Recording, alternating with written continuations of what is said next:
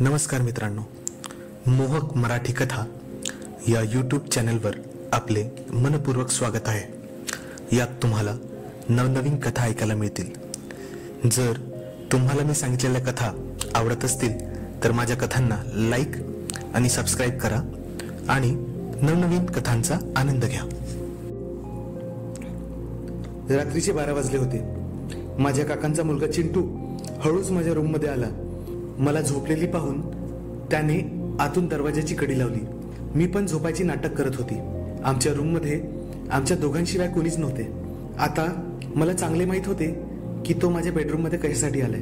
मी पण बेडवर अशा पद्धतीने झोपली होती की जणू मी दाखवत होती की मी गाढ झोपेत आहे। त्यानंतर चिंटू माझ्यासोबत काय करणार होता हे मला माहित होतं, पण मी त्याला थांबायचा प्रयत्न करत नव्हती। मी त्याला थांबवायचा का प्रयत्न करत नव्हती हे तुम्हाला गोष्टीच्या समोर माहीत पडेल। खरं तर हे सगळं कधीपासून सुरू झालं आणि माझ्या भावाला माझ्यात काय आवडायचे हे सगळे ऐकून तुम्ही आश्चर्यचकित व्हाल। आणि कसे त्यांनी मला फक्त त्याच्या 2 बोटाच्या साह्याने। तर मित्रांनो, माझे वय 21 आहे। माझे नाव वैशाली। मी सेकंड इयरची स्टुडंट होती। तेव्हा उन्हाळ्याच्या सुट्ट्या सुरू होत्या, म्हणून माझे कॉलेज बंद होते। रोजप्रमाणे मी आपले काम आटपून आपल्या बेडवर येऊन आराम करत होती। उन्हाळ्याची सुट्टी असल्यामुळे माझी आई माझ्याकडून घरचे सगळे काम करून घेत असे। मी एवढी थकले होते की माझे पूर्ण शरीर अकडल्यासारखे वाटत होते। मी तशीच येऊन आपल्या बेडवर लेटले आणि आपल्याच हाताने आपले डोके दाबायला लागले, कारण माझे डोके खूप दुखायला लागले होते। घाईघाईत मी दरवाजा तसाच उघडा ठेवला होता। स्वतःला दाबून घेताना माझ्या तोंडून कणल्यासारखे आवाज येत होते। माझा आवाज ऐकून माझ्या काकांचा मुलगा चिंटू तिथे आला। चिंटू माझ्या काकांचा मुलगा होता। काका गावात राहायचे। त्यांची परिस्थिती खराब होती, म्हणून चिंटू आमच्याचकडे शिकत होता। माझे आई वडील चिंटूचे पालन पोषण करायचे। तो माझ्यापेक्षा जवळपास 4-5 वर्षांनी लहान होता, पण दिसायला अगदी धष्टपुष्ट ऐन तारुण्यात आलेला। तो माझ्या खोलीत आला आणि मला, ताई काय झाले, तू अशी का कणत आहेस असं म्हणून विचारू लागला। त्यावर मी त्याला बोलले, काय सांगू चिंटू, या उन्हाळ्याच्या सुट्ट्या तर पार माझ्या जीवावर आल्यात। सुट्ट्या काय लागल्या, आई तर सगळे कामच मला सांगते। काय करू कळत नाही।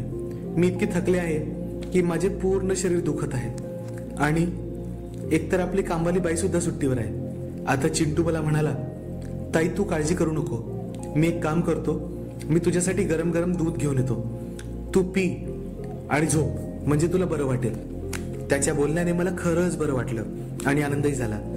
मी त्याला म्हटले, अजून जेवण तयार झालेलं नाहीये, तू एक काम करशील, आई बाबा सुद्धा बाहेर गेले आहेत, तर तू बाहेरून काहीतरी खाऊन येशील, थोड्या वेळ मी आराम करते। तो म्हणाला, ठीक आहे ताई, तू माझी काही काळजी करू नकोस, तू पहिले आराम कर, असे म्हणत तो आत किचनमध्ये गेला आणि माझ्यासाठी दूध घेऊन आला। मनातल्या मनात मी खूप खुश होते, कारण चिंटू माझी काळजी घेत होता। आजकाल आपल्या मोठ्या बहिणीची काळजी घेणारे लहान भाऊ फारच क्वचितच आढळतात, त्यामुळे मला फार बरे वाटले। मी सगळे दूध गटागटा पिले। चिंटू मला म्हणाला, ताई मी एक काम करतो, तुला झोप लागेपर्यंत मी तुझे डोके दाबून देतो। मी त्याला मानेनेच होकार दिला। तो माझ्या डोक्याशी येऊन बसला। त्याच्या डोके दाबल्यामुळे मला हळूहळू खूप चांगले वाटायला लागले। मला कधी गाढ झोप लागली कळलेच नाही। मला जाग आला तेव्हा आई माझ्या मागे ओरडत होती। मी खळबळून जागे झाले तर पाहिले, घड्याळीत रात्रीचे 9 वाजले होते। मला तर माझ्यावर विश्वासच बसत होता की मी इतका वेळ कशी काय झोपले। जवळपास 5 तास, 4 ते रात्री 9 वाजेपर्यंत मी उठण्याचा प्रयत्न करू लागली। अचानक माझे डोके मला जड वाटायला लागले होते। उठून चालायला लागताच 2-3 पावले चालल्यावरच मला थोडे चक्कर आल्यासारखे वाटून माझा तोल जात होता, पण बाजूलाच भिंत असल्यामुळे मी कसे बसे स्वतःला सावरले आणि पूर्ववत आपल्या जागेवर उभी झाले। मी लगेच बाथरूममध्ये जाऊन फ्रेश झाली आणि बाहेर आली तर डायनिंग टेबलवर सगळेच माझ्या जेवणाची वाट पाहत होते। मी येऊन खुर्चीवर बसताच चिंटू माझ्यासाठी ताट करत होता। ताट करता करता तो आईला म्हणाला, मोठी आई, तुम्ही वैशाली ताईला खूपच कामं सांगतात, एवढे कामं सांगत जाऊ नका, ती बिचारी किती थकते। आज तर थकव्यामुळे तिचे डोके आणि अंग खूप दुखत होते आणि जर आपली कामवाली बाई येत नाही तर दुसरी कामवाली बाई बघा ना, कारण ताईला खूपच थकल्यासारखे वाटत आहे। बघा, तिचा चेहरा सुद्धा उतरला आहे आणि तो जे बोलत होता ते खरेच होते, कारण घरच्या कामांनी मला थकायला होत होतं आणि मला एकटीला हे सगळे कामं करायला लागत होते, कारण आई बाबा दोघेही जॉब करणारे होते. माझ्या वडिलांच्या एकाच्या पगारात घर चालवायला अडचण होत होती, त्यामुळे आई सुद्धा बाबांच्याच ऑफिसमध्ये काम करायची. माझ्या शिक्षणावर बराच खर्च होत होता. शेवटी चिंटूची जबाबदारी आमच्यावरच होती आणि काकांच्या घरी पण आम्हाला मदत करायला लागत होती. म्हणून चिंटू आमच्याचकडे राहायचा. चिंटू काही दिवसापासून माझ्याशी बराच क्लोज झाला होता हे मला जाणवले. मला काही हवे नको ते पाहायचा आणि जास्तीत जास्त माझ्या जवळजवळ करायचा. पण एक गोष्ट बऱ्याचदा वाढली होती, त्याचा चोरटा स्पर्श. तो कळत न कळत अचानकपणे कधी मला मिठी मारायचा, कधी माझ्या पाठीवर हात टाकायचा, कधी माझ्या मानेवर, तर कधी माझ्या मांडीवर थाप द्यायचा. मला माहित नाही तो हे का करायचा, पण एवढ्यात ते सगळे वाढले होते. तो मला घरच्या कामात मदत करायचा. जे वाटेल तेव्हा जे काही सामान मला लागले ते आणून द्यायचा आणि थकल्यावर लगेच माझे डोके दाबायला यायचा. कित्येक वेळा मी त्याला मना करायचे, पण तो माझ्या ऐकत नसे आणि म्हणायचा, ताई तू माझ्यासाठी किती काही करतेस, मी फक्त तुझे हातपाय दाबले तर त्यात काय प्रॉब्लेम आहे. मग मी सुद्धा होकार द्यायचे, कारण त्याचे डोके दाबल्याने व हातपाय दाबल्याने मला खूप चांगली झोप यायची. पण त्या दिवशी जे काय घडले त्यामुळे मला धक्काच बसला. मला विश्वासच बसेना की माझा चिंटू असं काही करू शकतो. झाले असे की त्या रात्री मी बेडरूम मध्ये असताना चिंटू दबक्या पावलाने बेडरूम मध्ये आला आणि मला झोप लागली आहे का हे चाचपू लागलं. मला झोप लागली नव्हती. मी थकले होते, झोपण्याचा प्रयत्न करत होते, पण बऱ्यापैकी जागे होते. मी अचानक खडबरून आपले डोळे उघडले आणि बेडरूम मध्ये पाहू लागले तर सर्वत्र काळाकुट्ट अंधार होता. जेव्हा मी चारीकडे पाहिले तेव्हा रूम मध्ये कोणीच नव्हते. फक्त रूमचा दरवाजा थोडा उघडा होता. मी झोपताना नेहमीच पहिले आपल्या रूमचा दरवाजा बंद करत होते. मग रूमचा दरवाजा उघडा कसा, मी या शंकेने विचार करू लागली. अर्ध्या झोपेतल्या डोळ्यांनी मी उठून पाहिले व दरवाजा बंद केला आणि त्याला लॉक केले. मग परत बेडवर झोपायला चालली गेली. माझे डोळे बंद झाले तेव्हा मला परत कुणीतरी जवळ असल्याचा भास झाला. असं वाटलं की कोणी माझ्या बेडवरच बसलेला आहे आणि आपले हात माझ्या अंगावर फिरवत आहे. घाबरून मी पलटून पाहिलं तर तिथे कोणीच नव्हतं. आता भीतीने माझे श्वास वाढायला लागले, माझे हृदय धडधडू लागले. मी चटकन उठून रूमचे लाईट्स ऑन केले. दरवाजा आडून बाहेर पाहिले तर तिथे कुणीच नव्हते. आजच्या पूर्वी असं कधीच घडलं नव्हतं. मला भीतीमुळे एकदम तहान लागली. मी दरवाजा उघडून रूमच्या बाहेर निघाली आणि पाहिले तर चिंटू सुद्धा त्याच्या रूममधून बाहेर निघाला होता. त्याने मला पाहून विचारले, काय झाले ताई, तू आतापर्यंत जागी आहेस? तर मी उत्तरले, काही नाही, पण मला असं वाटलं की जसं कुणीतरी रूममध्ये आलं होतं. पाणी पिऊन मी परत आपल्या रूममध्ये जाण्यासाठी निघाली तर पाहिले चिंटू पण माझ्या मागे मागे माझ्या रूममध्ये आला होता. त्याने म्हटलं, ताई घाबरायची काही गरज नाही, जर तुला भीती वाटत आहे तर मी तुझ्या रूममध्ये येऊन झोपतो. मी त्याला नाही नाही म्हणत राहिले आणि म्हणाले, तू कशाला आपली झोप खराब करतो, तू आपल्या रूममध्ये जाऊन झोप. पण तो जिद्दच करायला लागला.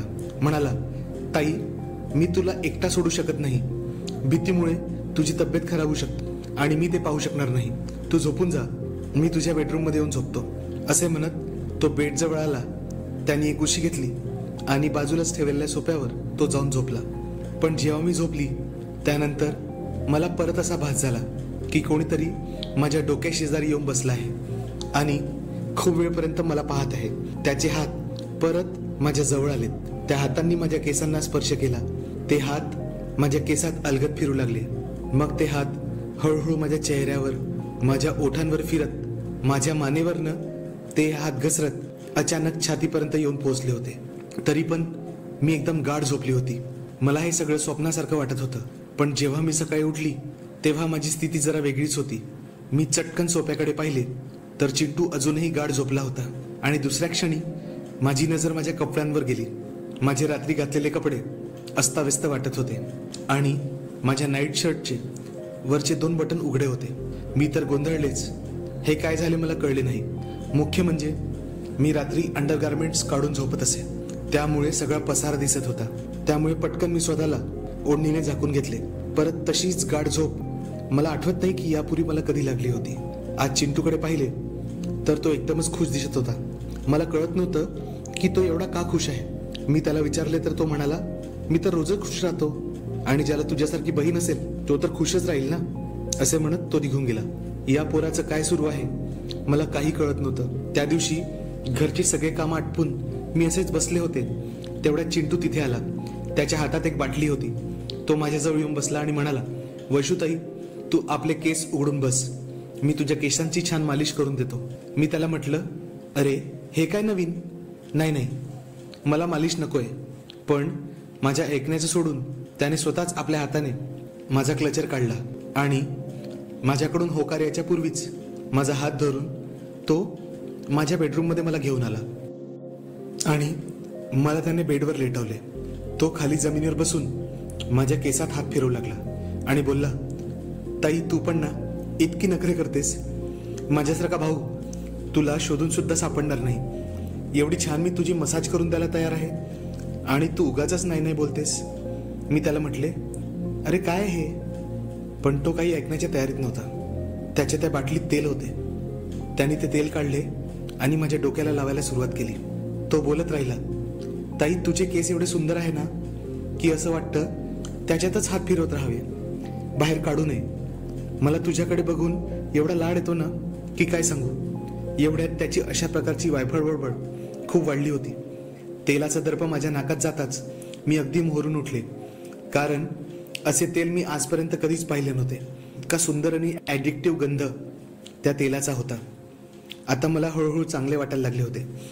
चिंटूच्या हातात जादू होता. त्याचे हात सरपट माझ्या डोक्यात, माझ्या केसात फिरत होते. अचानक मला माझा थकवा कमी झालाय असे जाणू लागले आणि मी खूप रिलॅक्स झाले. त्या तेलातच काहीतरी असे होते की मी त्याला विचारू लागले, चिंटू हे कोणते तेल आहे आणि ते तू कुठून आणलेस?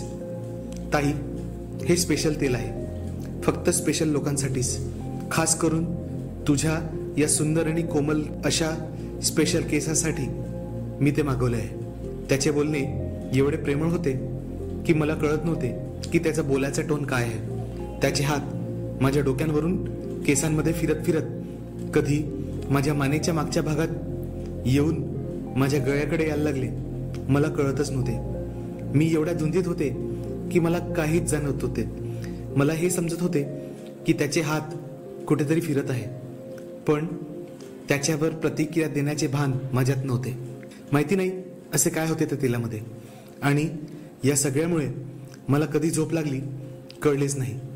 जेव्हा मी डोळे उघडले तेव्हा माझे संपूर्ण शरीर दुखत होते. असं वाटत होतं की कोणीतरी माझ्या कमरेखाली खूप जास्त वजन ठेवून होतं. मी हळूहळू उठण्याचा प्रयत्न केला आणि माझ्या शरीराकडे लक्ष गेले. पाहिले तर माझे कपडे अस्ताव्यस्त होते. माझे शरीर संपूर्णपणे ओले झाले होते. माझे कपडे सुद्धा. असं वाटत होतं की कुणी मला आंघोळ तर नाही घातली. रूमचा पंखा बंद होता. गरमी आणि घाम त्यामुळे कदाचित असं झालं असावं असे मला वाटले. मी उठण्याचा प्रयत्न केला. मला चक्कर येत होते. मला चालायला त्रास होत होता. मला समजत नव्हतं की माझ्यासोबत हे काय होते. मी इतक्या वेळ कशी काय झोपली. मी कशी तरी बाथरूममध्ये गेली आणि स्वतःला आरशात पाहू लागली तर माझ्या शरीरात काहीतरी वेगळाच बदल मला जाणवत होता. कपडे घालून सुद्धा मी उघडीच आहे असे मला वाटत होते. मी कशीबशी फ्रेश झाले आणि आपल्या रूमच्या बाहेर आले. आई बाबा नेहमीप्रमाणे ऑफिसमधून यायचे होते तर मी पाहिले की चिंटू हॉलमध्ये बसून कुणाशी तरी फोनवर बोलत होता. मला नेमकं कळत नव्हतं की तो कोणाशी बोलतोय. मी हॉलमध्ये जाऊन पाहण्याचा प्रयत्न केला तर मला खूप तहान लागली होती, म्हणून मी किचनमध्ये गेले आणि पाणी प्यायले. मी परत येईपर्यंत त्याचे बोलणे बंद झाले होते, पण तो फोनवर कुणाला काहीतरी सांगत होता. मी जशी हॉलमध्ये पोहोचले त्याने चटकन आपला फोन ठेवला. मी त्याला विचारले, कोणाशी बोलतोय, काय बोलतोयस? तर तो म्हणाला, ताई मी माझ्या मित्रांसोबत बोलतोय. मी त्याला विचारले तर तो माझ्यावर चिडायला लागला. ताई मी आता लहान राहिलो नाहीये, मला तू प्रत्येक वेळेस विचारत जाऊ नकोस की मी कोणाशी बोलतोय, काय बोलतोय. मी माझ्या मनाने काही करू शकत नाही का? असे बोलून तो घराच्या बाहेर पडला. पण मी विचारात मग्न झाले की याला एकदम काय झालं. हा कधी चांगला बोलतो, कधी एकदम चिडतो, कधी माझा एवढा लाड करतो. पण तो विषय मी टाळला आणि आपल्या कामात लागले. 1-2 दिवसानंतर मी घरच्या मागच्या भागात भांडी घासत होते तेव्हा चिंटू तिथे आला आणि गुपचूप मागच्या दाराजवळ उभा राहिला. मला माहित होते की तो आलाय, पण मी मुद्दाम दाखवले की माझे त्याच्याकडे लक्ष नाही. तर मला असे जाणवले की तो माझ्याकडे बघत होता, कारण भांडी घासत असताना मी ओढणी घातली नव्हती. माझा कुर्ता बराच लोनेक सुद्धा होता. तर त्याला काय काय दिसत असेल आणि तो काय बघण्याचा प्रयत्न करत असेल असे मला क्षणभर वाटले. पण मला हेही वाटले की मी उगाचच जास्त विचार करते. पण मी एक चोरटी नजर त्याच्याकडे टाकली तर तो माझ्याकडेच एकटक बघत होता. मला कळलेच नाही की यावर काय करावे. मी चटकन त्याच्याकडे पाहिले तर तो जरा चाचरला आणि म्हणाला, ताई मला भूक लागली आहे. तर मी त्याला थोडेसे चिडूनच म्हटले, तर मग जेव ना, मगाशपासून इथे उभा काय करतोयस? तर तो म्हणाला की तुझ्याकडे बघतोय. तर मी त्याला म्हटले, पण काय बघतोयस माझ्याकडे? तर तो म्हणाला, ताई तू भांडे घासताना अगदी छान दिसत होती म्हणून मी तुझ्याकडे बघतोय. दिवसेंदिवस याचे चाळे सुद्धा वाढत होते. मला स्पर्श करायचा तो एकही चान्स सोडत नव्हता. काल परवा तर त्याने मुद्दाम माझ्या छातीवर हात मारून घेतला. मला काय करावे कळतच नव्हते. अशाच एका दिवशी जेव्हा दुपारी मी आपल्या रूममध्ये झोपली होती तेव्हा अचानक माझ्या पायावर कुणाच्या तरी हातांचा भास झाला. मी एकदम दचकून डोळे उघडून पाहिलं तर काय, चिंटू आपल्या मांडीवर माझे दोन्ही पाय घेऊन होता आणि तो माझ्या पायांची मसाज करत होता. मी त्याला म्हटलं, हे काय करतोय? तर तो म्हणाला, ताई शांत राहा, मी जे करतोय ते मला करू दे. या घरी मी एकटाच आहे जो तुझी एवढी काळजी घेतो. नाहीतर मोठ्या आईबाबांना तर तुझ्यासाठी वेळच नाही. बघ तू किती थकली आहेस. त्याच्या या गोड लाडीक बोलण्याने मला तर भुरळच पडली. मग मी त्याला रोखू शकले नाही आणि आपले डोळे बंद करून शांतपणे झोपले. पण माझे लक्ष अजूनही त्याच्या हालचालीकडे होते. तो पाय दाबण्याच्या बहाण्याने तो माझे पाय मस्तपणे कुस्करून देत होता. मला खरोखरच चांगले वाटत होते. आणि त्याच्याजवळ होती तीच तेलाची बाटली, एकदम मोहित करणारी. माझे डोके आता एकदम सैल झाले होते. पण मला जाणवत होते की माझ्या पायाची मालिश थोड्या वेगळ्या मार्गाला लागली होती. कारण पायापर्यंत न राहता आता त्याचे हात सळसळत माझ्या गुडघ्यापर्यंत आणि तिथून वर मांडीपर्यंत यायला लागले होते. त्याच्या दाबण्यामुळे मला दिलासा मिळत होता. पण हा एवढा वर काय सरकतोय हे मला कळत नव्हते. माझे पाय त्याच्या मांडीवर होते, त्यामुळे तो माझे पाय दाबत असताना त्याच्या शरीरात काय बदल झालाय हे मला जाणवत होते. कारण त्याचे शरीर तापायला लागले होते आणि माझ्या पायांनी मला ते कळत होतं. तेल लावायच्या बहाण्याने माझा नाईट पॅन्ट आणखी वर करत करत जिथपर्यंत त्याचा हात पोचेल किंवा जिथपर्यंत त्याला पोचता येईल तो भाग कुरवाळून तो मला तेल लावत होता. माझ्या शरीरात कारंजे उडत होते. एका क्षणासाठी वाटले की मी त्याला थांबून द्यावे, पण माहिती नाही मी स्वतःला रोखू शकले नाही. मला कधी गाढ झोप लागली कळलेच नाही. मी उठल्यावर परत मागच्यासारखेच माझे शरीर एकदम लुस्त पडले होते. माझे डोके गरगरत होते. बेडवरची चादर आणि माझ्या शरीरावरचे कपडे अस्ताव्यस्त होते. माझे शरीर घामाने ओले झाले होते. माझ्या कमरेखाली मला अतिशय वेदना होत होत्या. मी 25 वर्षाची होते आणि समजू शकत होते की हे काय आहे म्हणून. पण हे कशामुळे होत आहे हे मला नक्की कळत नव्हते. खरंच यामागे चिंटू आहे का हा विचार करूनच मला कसेसे झाले. दुसऱ्या दिवशी मी स्वतःला चेक करायसाठी डॉक्टरकडे जायचे ठरवले. त्यानुसार मी आमच्या लेडीज गायनॅक मॅडमकडे चेकअप केले. त्यांनी मला डायरेक्ट विचारले, तू एवढ्यात कुणाशी शरीर संबंध ठेवले आहेस का? त्यांचे बोलणे ऐकून तर मला हादराच बसला. कारण मी कोणत्याही रिलेशनशिपमध्ये नव्हते. तर मग कुणाशी शरीर संबंध ठेवायचा तर विषयच नव्हता. मग हे कसे काय झाले आता मला समजलं होतं. पण जेव्हा जेव्हा हे घडत होतं तेव्हा तेव्हा मी बेशुद्धच राहत होते. कदाचित त्या तेलामध्ये असे काही असावे. पण माझं मन मात्र पूर्णपणे खचलं. ज्या चिंटूवर आपण एवढा विश्वास ठेवला तो शेवटी मी त्याला रंग्यात पकडायचे ठरवले. मी घरी गेले तेव्हा चिंटू हॉलमध्ये बसून अभ्यास करत होता. मी चिंटूला म्हटले, बघ चिंटू, मी डॉक्टरकडे गेले होते. डॉक्टरने मला औषधी दिल्या आहे. त्या औषधीनंतर मला खूप गाढ झोप लागणार आहे. त्यामुळे मी या गोळ्या खाल्ल्यांवर जवळपास 4 तास झोपेल. त्यामुळे प्लीज मला डिस्टर्ब करू नकोस. त्याने होकारार्थी मान हलवली. पण त्याच्या चेहऱ्यावर एक वेगळीच चमक दिसत होती. आणि आज मीही काही ठरवून आले होते की चिंटूला पकडायचे. त्यामुळे मी काही झोपेच्या गोळ्या खाल्ल्या नव्हत्या. फक्त झोपायचे नाटक करत होते. माझ्या अपेक्षेप्रमाणे जवळपास अर्ध्या तासाने चिंटू माझ्या जवळ आला. त्याने कानोसा घेत रूमचा दरवाजा बंद केला. तो माझ्याजवळ येऊन मला निरखून पाहू लागला. त्यांनी माझ्या गालावर 1-2 थापट्या दिल्या आणि वैशुताई वैशूताई म्हणून मला आवाज दिला. कदाचित त्याला ते चेक करायचे होते की मी खरंच झोपली आहे की नाही, आणि त्याची खात्री पटल्यावर मात्र त्याने असे काही केले की मी हादरलेच. पण मी जे ठरवले होते ते मी करू शकले नाही, कारण रूममध्ये सर्वत्र अंधार पसरला होता. त्यामुळे मी डोळ्यांची किंचित फट उघडी ठेवून हे सगळे पाहत होते हे चिंटूला दिसत नव्हते. चिंटू सर्वप्रथम माझ्या जवळ आला आणि माझ्या उशाशी जवळ येऊन बसला आणि माझ्या गालावरून प्रेमाने हात कुरवाळत बोलू लागला. ताई, आज तू स्वतःच तयार झाली.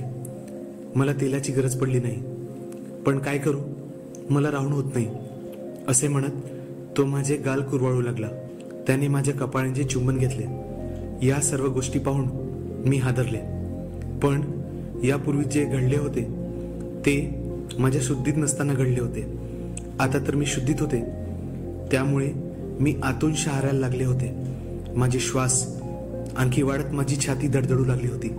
माझे शरीर तापू लागले होते, कारण मला यापुढची कल्पना आली होती. मग त्याचे गालावरून फिरणारे हात माझ्या गळ्यावरून खाली सरकत माझ्या छातीवरून पोटाकडे फिरू लागले आणि तिथून परत खाली. आता त्याने बेडवरून मला बाजूला सरकवत त्याला स्वतःला बेडवर झोपता येईल एवढी जागा त्याने केली. मग तो बेड खाली उतरला. त्याने आपले टी शर्ट व बरमुडा काढून फेकला. तो फक्त अंतर्वस्थावरच होता. कुमार अवस्थेत सुद्धा त्याचे भरलेले शरीर एखाद्या तरुण मुलासारखे वाटत होते. त्याच्या अवयवांवरून मला कळले होते की त्याची स्थिती सुद्धा माझ्यावरून काही वेगळी नाही. ते सगळं बघून आता मी थरारले होते. असे वाटत होते की डोळे उघडावे व सरळ त्याला कानाखाली द्यावी, पण हे सगळं ठरून सुद्धा मी का करू शकले नाही याचेच कोडे मला पडले होते. तो परत बेडवर आला आणि आता माझ्या शर्टाची बटणे तो हळूहळू काढू लागला. आता मात्र माझ्यात एक उत्साहाची लाट उसळली होती. लगेच क्षणाचाही विलंब न करता आता पायजामा सुद्धा माझा मोकळा झाला होता. त्याचे हात सरपडत माझ्या शरीराची मन भरून चाचपणी करत होते. माझ्या तोंडून सुस्कारा उठत होता, पण मी त्याला रोखण्याचा अतोनात प्रयत्न करत होते आणि आपल्या तोंडातल्या तोंडात दाबून घेत होते, कारण मला चिंटूला जाणू द्यायचे नव्हते की मी जागी आहे. तो अतिशय उत्साहाने सगळे करत होता आणि त्याच्या 2 बोटांच्या जादूने माझी कळी उन्मादाने फुलवली होती. तो अतिशय खेटून असल्याने आमच्या शरीरांचा एकमेकांना स्पर्श होत होता. त्याचे तापलेले शरीर मी अनुभवत होते. एक वेळा तर असे वाटत होते की सर्व काही विसरून त्याला आपल्या मिठीत ओढून घ्यावे, पण तसे काही मला करायचे नव्हते. त्याचे ओठ माझ्या संपूर्ण शरीरावर फिरून माझ्या यव्वनाचा गोड स्वाद चाखून घेत होते. माझे शरीर घामाघूम झाले होते. त्यामुळे आता मला कळले होते की एवढे दिवस माझे शरीर एवढे कावले होते. शेवटी त्यांनी त्याची अंतिम इच्छा पूर्ण करत आपला महत्वाचा खेळ सुरू केला. बराच वेळ तो खेळत राहिला. आता माझ्या भावनांवर माझा ताबा राहिला नव्हता. उत्कंठेच्या शिखरावर पोहोचून मी शांत झाले होते, पण तो काही थांबला नव्हता. शेवटी त्याने त्याची इच्छा सुद्धा पूर्ण करून तो तृप्त होऊन शांतपणे सगळं निपटून जणू काही झालेच नाही असा आविर्भाव दाखवत रूमच्या बाहेर निघून गेला. मी मात्र तशीच पडून राहिले. आजपर्यंत हे सुख मी कधीच भोगले नव्हते, कारण मी या संबंधात कधीच नव्हते. आजपर्यंत माझ्यासोबत जे काही घडले ते मी शुद्धीत नसताना घडले. त्यामुळे आज जे झाले होते ते माझ्यासाठी पहिल्यांदाच होते. आता मला सुद्धा चटक लागली होती, म्हणून माझे लग्न होईपर्यंत त्याला जे जे करायचे आहे मी ते सगळं करू द्यायचे. अर्थात त्यालाही माहीत नव्हते की या सगळ्यांचा आनंद मी सुद्धा घेत आहे. तर मित्रांनो, आशा करतो की तुम्हाला आजची कथा आवडली असेल. अशाच नवनवीन कथा ऐकण्यासाठी मोहक मराठी कथा या चॅनलला लाईक, शेअर आणि सबस्क्राईब करा. तसेच आपले अभिप्राय कमेंटमधून आम्हाला देत राहा. आमच्या चॅनलला सपोर्ट करण्यासाठी तुम्ही थँक्स बटन दाबून आम्हाला सहकार्य करू शकता. धन्यवाद.